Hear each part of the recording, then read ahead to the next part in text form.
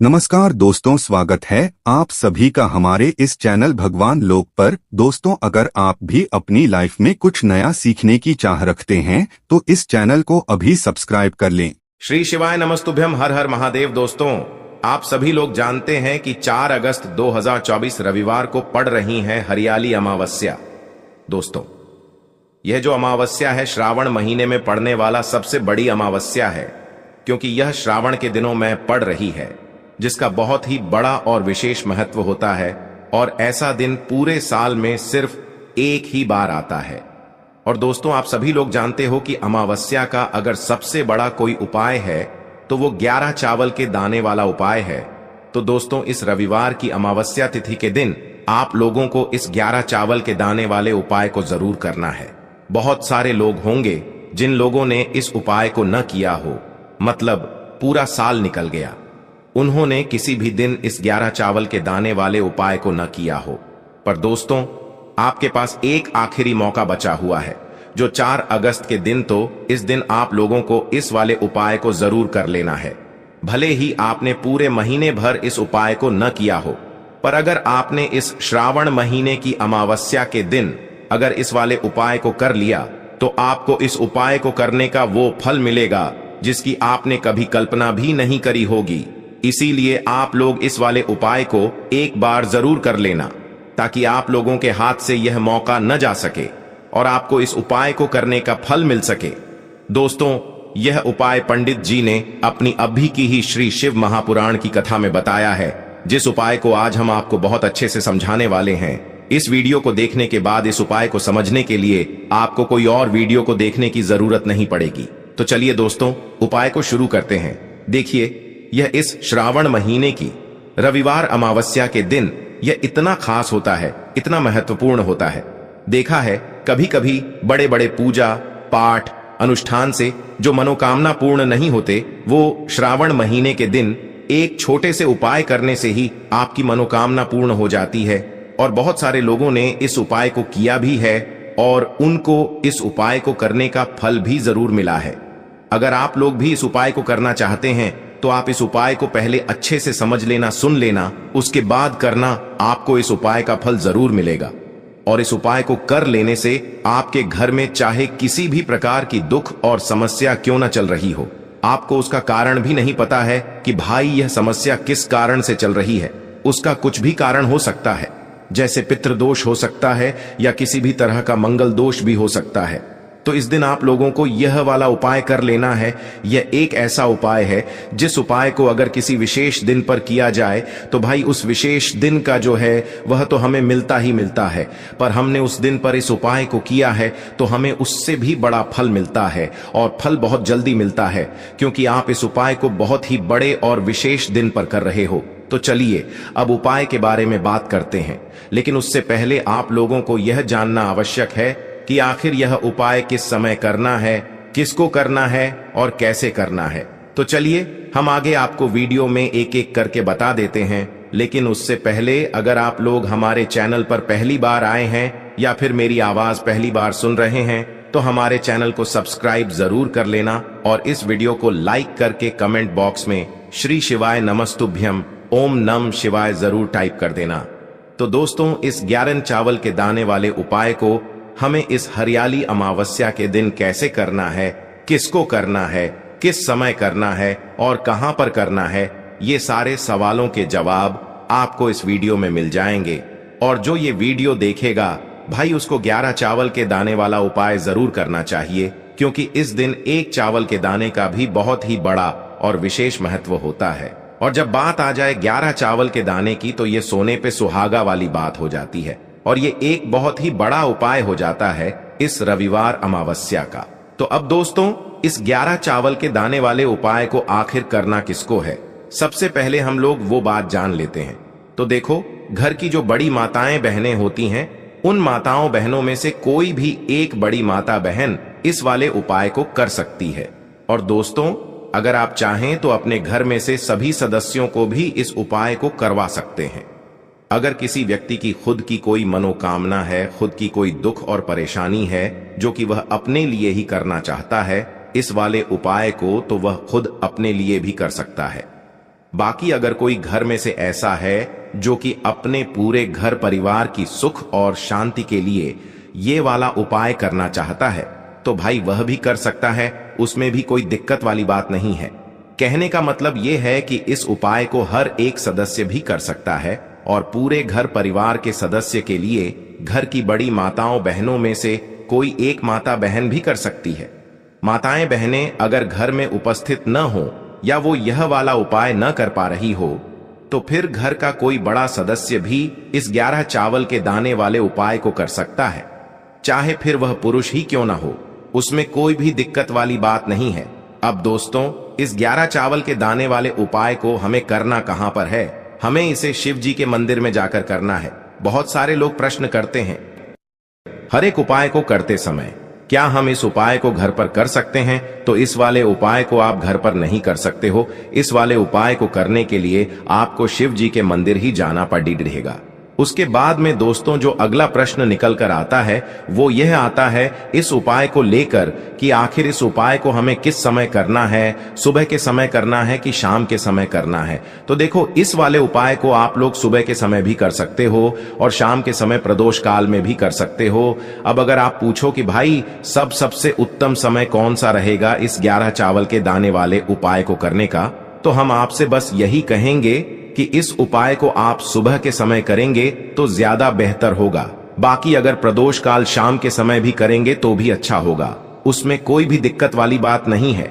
तो अब दोस्तों जो अगली सबसे बड़ी और महत्वपूर्ण बात आती है वो यह आती है कि सुबह अगर हम उपाय को करेंगे तो हमें कितने बजे से लेकर कितने बजे तक के बीच में करना है, और शाम के समय प्रदोष काल में करेंगे तो हमें कितने बजे से लेकर कितने बजे के बीच में करना है। तो देखो, सुबह जितनी जल्दी हो सके आप उपाय को करने की कोशिश करना। बाकी अगर किसी कारणवश लेट भी हो जाओ, थोड़ी देर भी हो जाए, तो 10 या 11 बजे तक भी आप उपाय कर लेना, पर 12 बजे से ज्यादा देरी न हो, ठीक है?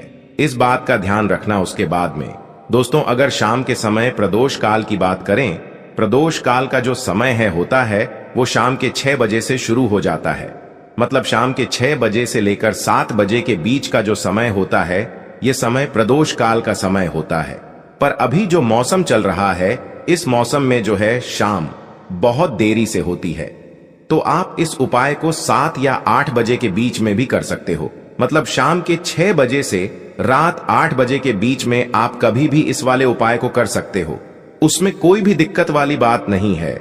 अब दोस्तों यहां पर इस उपाय को लेकर एक और सबसे बड़ी बात यह निकल कर आती है कि इस 11 चावल के दानों को हमें लेना कहां से होता है, और हमें इस उपाय को करने के साथ में क्या और कुछ भी सामग्री ऐसी होती है जो शिव जी के मंदिर लेकर जानी पड़ती है।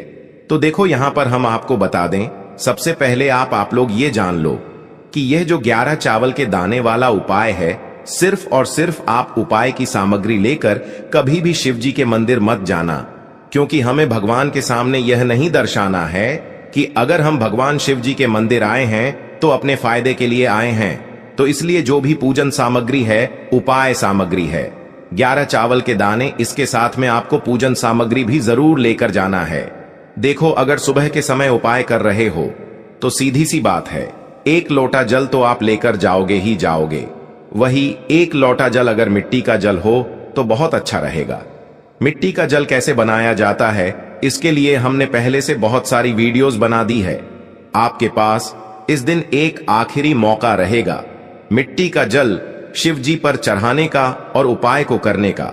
बहुत बड़ा आपको इस दिन फल मिलेगा, तो इसलिए इस दिन हो सके तो भाई मिट्टी का जल चढ़ाना, तो अपने साथ में कम से कम 1 लोटा जल तो आपको लेकर जाना ही जाना है।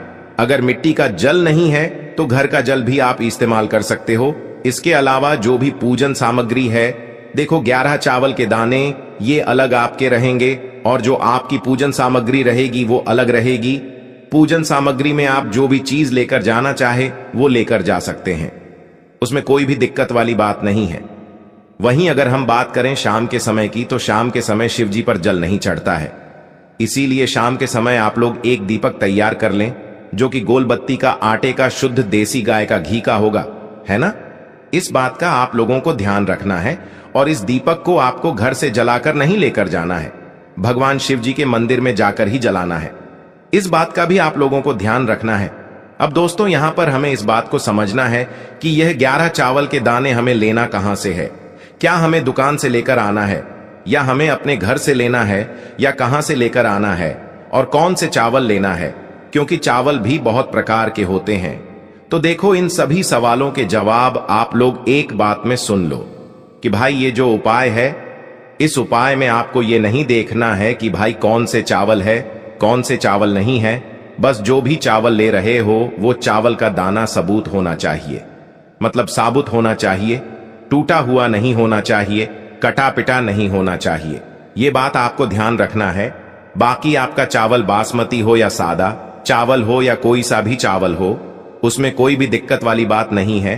तो सीधी सी बात है कि आपके घर के रसोई घर में जहां पर आप भोजन बनाते हो, वहां पर जो भी चावल आपके उपस्थित हो, उन चावलों में से अपनी एक कटोरी भर लेना या एक मुट्ठी चावल अलग से निकाल कर रख लेना, क्योंकि हम 11 चावल ही यहां पर इस उपाय में लेने वाले हैं। तो हमें यह चावल के दाने गिनकर निकालने पड़ेंगे।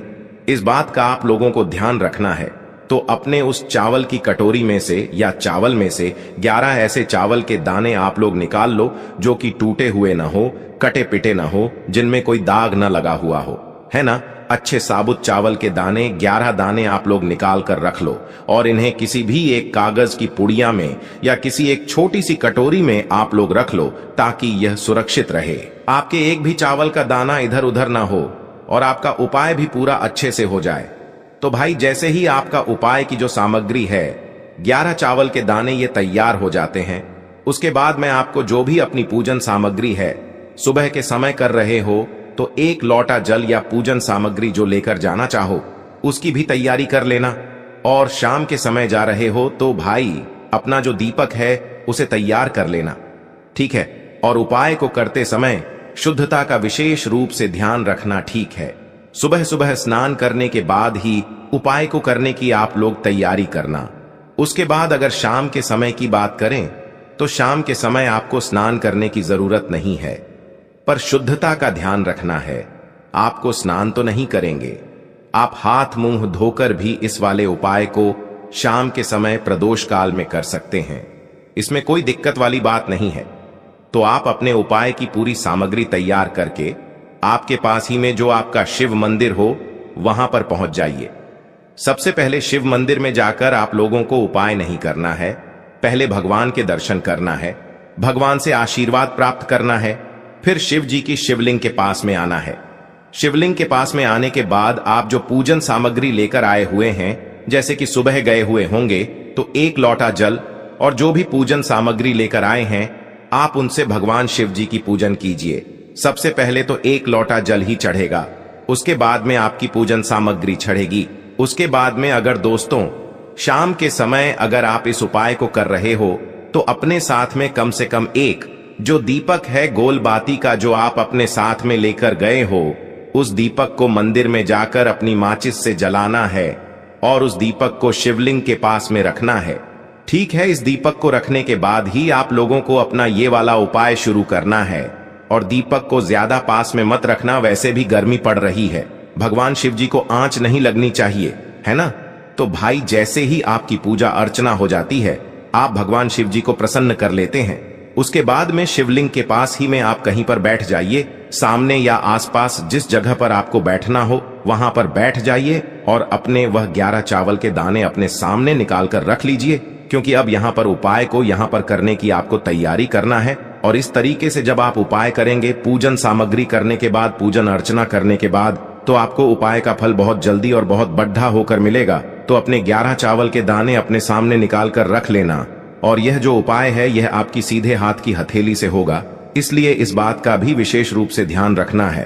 तो सीधे हाथ की हथेली का प्रयोग करके ही आप लोग अपना इस वाले उपाय को करना। अपने सामने जो भी आपकी कागज की पुड्डियां है उसको खोल कर रख लो, या कटोरी है तो भाई उसे अपने सामने रख लो और अपने वह 11 चावल के दाने निकाल लो, ठीक है। उसके बाद में दोस्तों अब आपको क्या करना है कि शिवलिंग आपके सामने होगी, तो आपने वह 11 चावल के दाने एक एक करके आपको शिव जी के शिवलिंग के ऊपर चढ़ाना है। कहां पर चढ़ाना है? शिवलिंग के ऊपर चढ़ाना है और कहीं पर भी नहीं चढ़ाना है। आपको अपने हथेली से तो शिवलिंग के ऊपर चढ़ना है, भले ही फिर वो अपने आप जलाधारी पर गिर जाए या मतलब वहीं पर गिर जाए, उसमें कोई दिक्कत वाली बात नहीं है, पर आप चढ़ाओ शिवलिंग के ऊपर ही। तो आपको क्या करना है, अपना पहला चावल का दाना उठाना है, श्री शिवाय नमस्तुभ्यम बोलना है और शिवलिंग पर चढ़ा देना है। इसी तरीके से दूसरा चावल का दाना उठा है, शिवलिंग पर चढ़ाना है और मंत्र बोल देना है। और फिर तीसरा चावल का दाना उठाना है, श्री शिवाय नमस्तुभ्यम बोलना है और चढ़ा देना है। इसी प्रकार से आपको पूरे 11 चावल के दाने एक एक करके शिव जी के शिवलिंग के ऊपर चढ़ाना है और भगवान से प्रार्थना करते जाना है। मतलब प्रार्थना तो आपको आखिरी में करना है, पर हर एक चावल के दाने को चढ़ाते समय श्री शिवाय नमस्तुभ्यम जरूर बोलना है। उसके बाद ही में यह चावल का दाना शिवलिंग के ऊपर आपको चढ़ाना है। जैसे ही आपके 11 चावल के दाने शिवलिंग के ऊपर चारहच जाते हैं, तो भाई उसके बाद में आपको क्या करना है, भगवान से अपनी मनोकामना बोलना है। मनोकामना भी कब बोलना है, जब आपका 11 चावल का दाना आपके सीधे हाथ की हथेली में हो और आप उसे चढ़ाने के लिए जा रहे हो। श्री शिवाय नमस्तुभ्यम बोलकर उस आखिरी चावल के दाने को शिवलिंग के ऊपर चढ़ा देना और भगवान से फिर अपनी वह मनोकामना बोल देना, जिस मनोकामना के लिए आप लोग अपना यह वाला उपाय कर रहे हो। जिस भी दुख और परेशानी के लिए आप लोग अपना यह वाला उपाय कर रहे हो, उसके बाद में जैसे ही आप अपनी मनोकामना बोल देते हो, आपका यह वाला उपाय पूरा हो जाता है। पर दोस्तों, उपाय को करने के बाद आप लोगों को 2 मिनट भगवान शिव जी के मंत्र का जाप जरूर करना है। और मंत्र का जाप करने के बाद भगवान से एक और बार प्रार्थना करना है अपनी मनोकामना के लिए या अपनी जो भी दुख और परेशानी है उसके लिए। इसके बाद में आप लोग भगवान को देखकर, भगवान से प्रार्थना करके, उनसे आशीर्वाद लेकर वहां से उठ सकते हैं और अपने घर पर जा सकते हैं। बस दोस्तों, यहां पर यह वाला उपाय पूरा हो जाता है। इस तरीके से जो भी व्यक्ति छोटी छोटी चीजों का ध्यान रखते हुए इस 11 चावल के दाने वाले उपाय को करेगा, निश्चित सी बात है उसे उसकी मनोकामना जल्द ही पूर्ण होगी और जो भी दुख और परेशानी है वो भी बहुत ही जल्दी दूर होंगे। और दोस्तों, अगर आपको हमारी ये वीडियो पसंद आई हो तो हमारे इस वीडियो को लाइक और चैनल को सब्सक्राइब जरूर करें। हर हर महादेव, ओम नमः शिवाय।